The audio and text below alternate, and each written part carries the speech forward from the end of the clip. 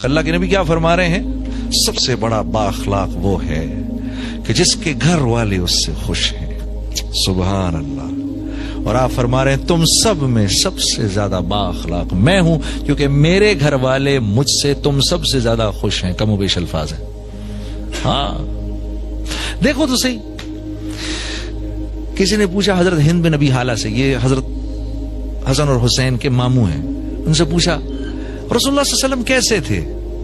تو فرمایا ایک غم کی حالت میں بیٹھے رہتے تھے مسجد کے اندر، ایک غم کی حالت میں بیٹھے رہتے تھے مسجد میں۔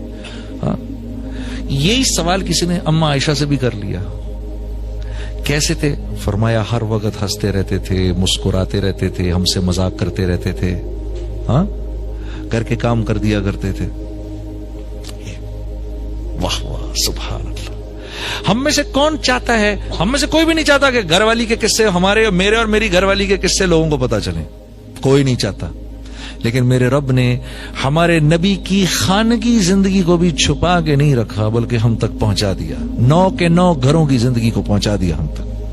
ہاں سب سے پہلا کام کرو بھائی، سب سے پہلا کام کرو، اپنی بیوی کے چہرے پہ مسکراہٹ بکھیرو۔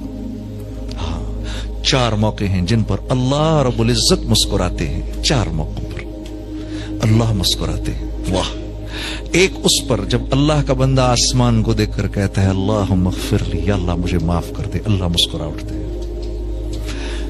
دوسرا موقع جب عرفہ میں لوگ جمع ہوتے ہیں، ہاں اور حاجی عرفہ میں گھوم رہے ہوتے ہیں، تو اللہ رب العزت اپنے بندوں کو، حاجی اپنے مہمانوں کو، اپنے ضیوف کو دیکھ کر مسکراتے ہیں۔ تیسری مرتبہ کب مسکراتے ہیں؟ جب میاں بیوی ایک دوسرے کو دیکھ کے مسکراتے ہیں، اللہ مسکرا اٹھتے ہیں۔ چوتھی مرتبہ جب بیوی شوہر کے چہرے پر چھینٹا مارے اور شوہر بیوی کے چہرے پر چھینٹا مار کر اس کو تہجد کے لیے اٹھائے، بوتل نہیں اونڈیلنی، ہاں چھینٹا مارنا ہے، ہاں چھینٹا مار کے اٹھائے، اس پر اللہ مسکرا اٹھتے ہیں۔ 4 باتیں۔ سب سے قیمتی رشتہ اس معاشرے کا میاں بیوی کی زندگی۔ آج اس ملک میں ان امپلائمنٹ کا نعرہ کیوں نہیں لگتا؟ ایک وجہ ہے بس، بہت بڑی وجہ، اور وہ ہے دی انسٹیٹیوشن آف میرج۔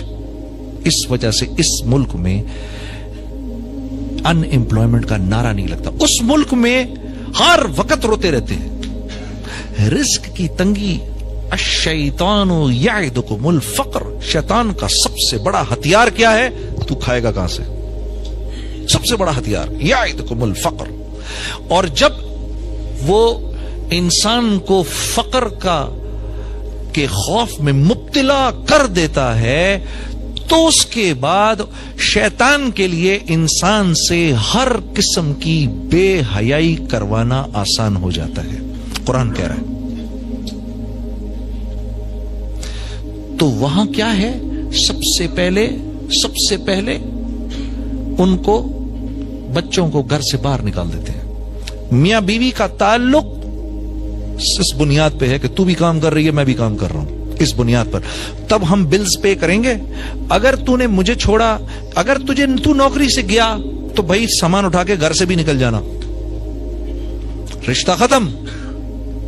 تو رشتے کی بنیاد کیا ہے؟ پیسہ۔ پیسہ رشتے کی بنیاد ہے، جب تک دونوں نوکری پہ چل رہے ہیں۔ کیوں؟ ہر چیز تو سود سے خریدی ہوئی ہے، ہر چیز پر سود دے رہے ہیں، بال سود میں اٹکا ہوا ہے، ایک چیز سود پر ہے، ایک چیز سود پر ہے۔ یہاں کیوں بچے ہوئے ہیں ہم؟ یہاں اس لیے بچے ہوئے ہیں کہ میاں بیوی ساتھ ہیں،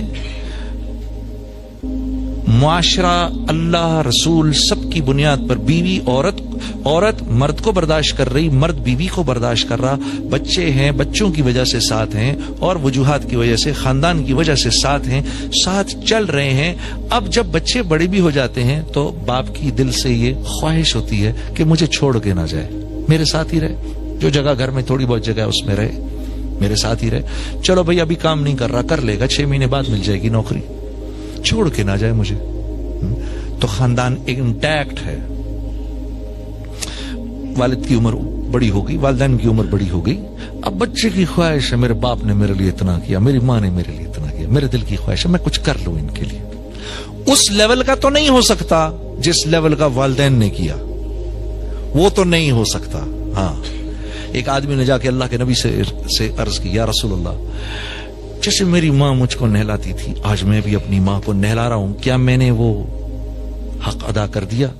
क्या जवाब दिया मेरे नबी सल्लल्लाहु अलैहि वसल्लम ने? आपने फरमाया, हाय हाय, जब वो तुझको नहलाती थी ना तो तेरी जिंदगी की दुआएं करती थी, आज तू उसको नहला रहा है तो उसके मरने की तमन्ना कर रहा है, तूने कहां से उसकी बराबरी कर दी? हाँ मेरे दोस्तों, खुशकिस्मत हैं वो लोग जिनके वालिदैन अभी तक जिंदा है, खुशकिस्मत हैं वो लोग, खुशकिस्मत हैं वो लोग जिनके वालिदैन जिंदा है। बाप के और बेटे के बीच में रिश्ता इंतहाई नाजुक रिश्ता होता है, इसीलिए जिस बेटे ने अपने बाप को राजी रखा, हाँ, तो जो दुआ बाप के दिल से निकलती है, जुबान से नहीं, बाप तो देता ही रहता है जुबान से दुआ, हाँ, जो बाप की जो दुआ उसके दिल से निकलती है, उसके और अल्लाह के बीच में एक भी हिजाब नहीं होता, जो दुआ बाप अपने बेटे के लिए करता है। मां के लिए तो करते ही हैं, बेटे तो मां के हो ही जाते हैं। अजीब, मैं हैरान होता हूं कि मां के बारे में नहीं फरमाई ये बात, बाप के बारे में फरमाई। हाँ, अरे यार डैडी आपको क्या पता, बाबा आपको क्या पता, अरे डैडी वो दिन गए, उफ यार, उस बाप को देखो तो सही, जरा एक मर्तबा देखते रहो, उसको देखते रहो, ये ना होता तो तू भी ना होता। हाँ, आज उसको कह रहे हो, आज उसको कह रहे हो ये बात, अजीब। हाँ,